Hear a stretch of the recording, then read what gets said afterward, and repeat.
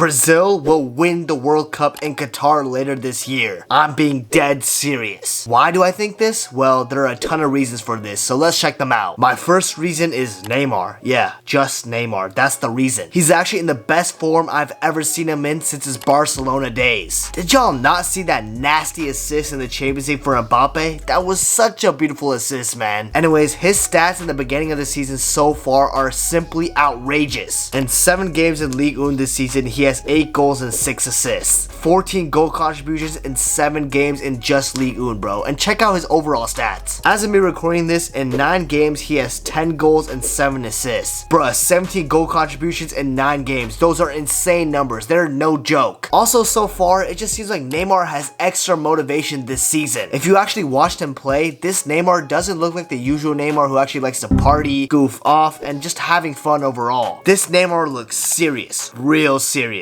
He looks like a man on a mission to try and lead his country to glory by winning the World Cup. And it also feels like he's going on a mini side quest to go and win the Ballon d'Or for next season. Because trust me, if he keeps up these stats and also wins the World Cup, he will be a clear candidate for the Ballon d'Or. Alright, my second reason for why I think Brazil will win the World Cup is because their attacking depth is just so much better now. If you actually look at that Brazil World Cup 2018 squad, you'll realize that it's not that good. From the forwards alone, you had Neymar, Firmino, and Gabriel Jesus, who were all good in 2018, but what about the others? Well, it was Douglas Costa, Tyson from Shakhtar, Willian, Paulinho, and Augusto from the Chinese Super League. Let that sink in. Brazil had someone from the Chinese Super League in their World Cup squad. Boy, ain't no way, boy. Boy, ain't no way, boy. Boy, ain't no way, boy.